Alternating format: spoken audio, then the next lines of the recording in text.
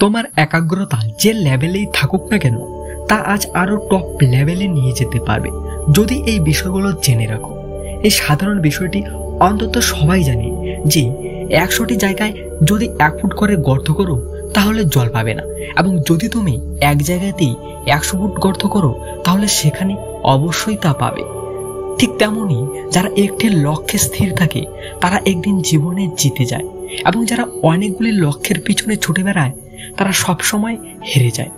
মানুষগুলোর ইন্টারেস্ট অনেকগুলি কাজের উপর থাকে, তাদের দুর্ভাগ্যটা হলো তারা প্রত্যেকটি কাজের চেষ্টা তো করেই, কিন্তু কোনো কাজেই তারা খুব বেশি একটা সফল হতে পারে না। অর্থাৎ একাগ্রতার মাধ্যমে একটি মানুষ সব থেকে টপ লেভেলে পৌঁছতে পারে।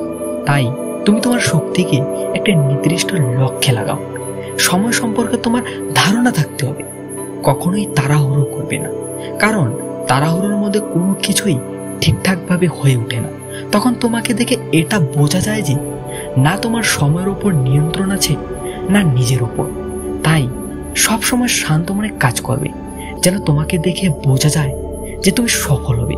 কারণ দেখবে যে নদীর গভীরতা বেশি তার বয়ে যাওয়া শব্দ কম। কোন সময় কি রকম ব্যবহার করতে হবে এবং কি বলতে হবে এটা যদি তুমি শিখে যাও তাহলে তুমি অনেক শক্তিশালী এবং চালাক হতে পারবে।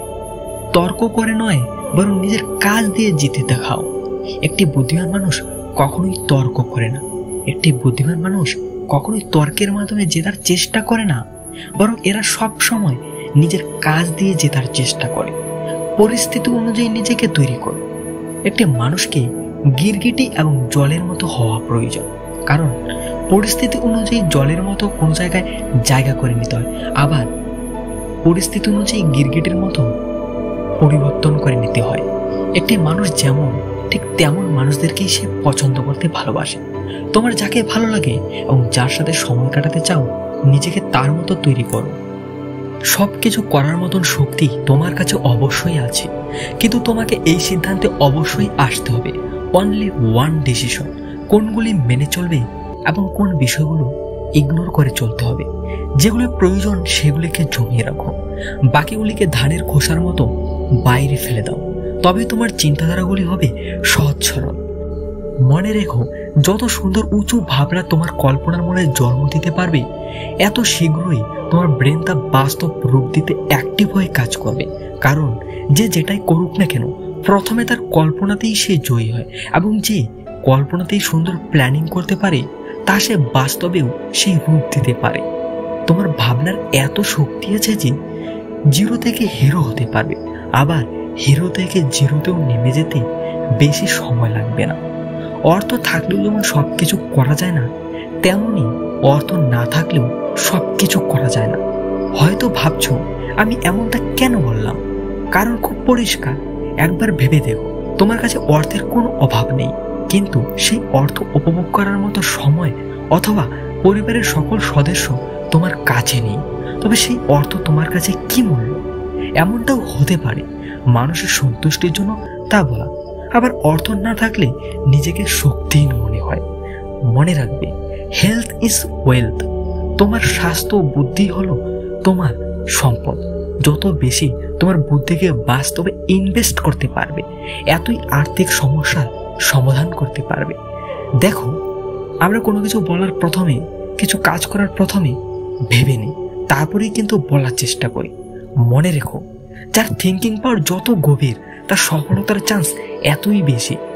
আজ যে এই কথাগুলি আমি বলছি সেটা অনেক বই পড়ে, অনেক রিসার্চ করে সেই চিন্তাধারাগুলোকে একত্রিত করতে হয়েছে। যেমন বুদ্ধি যার, বল তার। বিখ্যাত বড় বড় বিজ্ঞানীদের দেখো, ইঞ্জিনিয়ারদের, খেলোয়াড়দের দেখো, তারা তাদের থিঙ্কিং পাওয়ার বা আইডিয়াকে কাজে লাগিয়ে অসাধারণ কিছু করে দিয়ে গিয়েছে। ছোট হোক বা বড়, করে দেখানোর সাহস রাখো মনে। হয়তো দেখবে কখনো কখনো আমাদের নিজেদের মনে এমন অনেক নতুন ইউনিক কিছু আইডিয়া হঠাৎ করে আমাদের মনে চলে আসে, কিন্তু আমরা সেটাকে এতটা পাত্তা দিই না, লিখে রাখি না এবং সেটাকে কাজে লাগানোর কোনো ব্যবস্থা করি না। কিন্তু বুদ্ধিমান মানুষ বা স্মার্ট লোকেরা এই ভুলটি কখনোই করে না। ভাবনা ছোট হোক বা বড়, তারা সেটা বাস্তবে রূপ দেওয়ার চেষ্টা করে। কিন্তু কখনো আমাদের ছেড়ে আসা আইডিয়াগুলি কাউকে করে দেখে সফল হতে দেখে মনে মনে আফসোস হয়, ইস এটা তো আমিও ভেবেছিলাম, এটা তো করলে ভালোই হতো।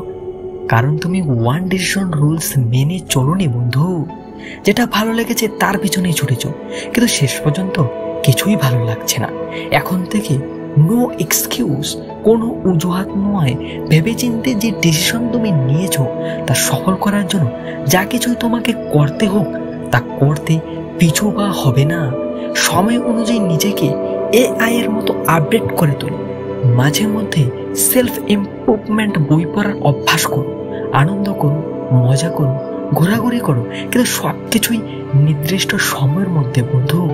বাকিটা সময় কাজে অ্যাক্টিভ হয়ে যাও। যে সব কিছুর মধ্যে থেকেও ভারসাম্য রেখে চলে সেই শেষ পর্যন্ত সাফল্যের মুখ দেখতে পারে এবং বর্তমানকে উপভোগও করতে পারে। যেমন পদ্মফুল নোংরা কাদা জলের মধ্যে থাকা সত্ত্বেও সেই জল তাকে স্পর্শ করতে পারে না। তোমাকেও পদ্মফুলের মতো হতে হবে। দেখে থাকবে বৃষ্টির জল কচু পাতাকে ভেজাতে পারে না, ঠিক তেমনই খারাপ চিন্তা ভাবনা তোমাকেও যেন কাবু করতে না পারে। তবে অবশ্যই তোমার গন্তব্য তুমি ঠিক খুঁজে পাবে যদি তোমার গন্তব্য পৌঁছানোর সাহস থাকে। একটা কথা মনে রাখবে, তুমি যেদিকেই যাও না কেন সেদিকেই জড়িয়ে পড়বে, সেটা ভালো অথবা খারাপ হোক। এই রহস্যকে বোঝার চেষ্টা করো, কিন্তু সাবধান, দুটোতেই আনন্দ এনজয় রয়েছে, কিন্তু ধারাগুলি আলাদা। একটি সাময়িক তো অন্যটি স্থায়ী, একটি বিন্যাস অন্যটি নির্মাণ। সিদ্ধান্ত তোমার। ভুল করার আগে যত পারো মানসিকভাবে স্ট্রং হও, কারণ ভিতর থেকে শক্তিশালী হতে পারলে একের পর এক দরজা তোমার জন্য ওপেন হতে থাকবে। থ্যাংক ইউ বন্ধুরা, আজ এই পর্যন্তই। আবার দেখা হচ্ছে। আশা করি তোমার হৃদয় শান্ত হয়ে গিয়েছে, তোমার চিন্তাধারাগুলি বাইরের আবরণ ভেঙে নতুনভাবে আবার জেগে উঠবে। শুভ হোক তোমাদের সকলে। আর হ্যাঁ, নিচের লাইক বাটনে ছোট্ট করে প্রেস করে দাও, যার ফলে পজিটিভ ইঙ্গিত হিসেবে প্রত্যেকটি কথা তোমার মাইন্ডে স্টোর হয়ে থাকবে। কখনো তোমার দ্বারা কিছু ভুল হতে চললে তোমার সাবকনসিয়াস মাইন্ড তা বাধা প্রদান করবে।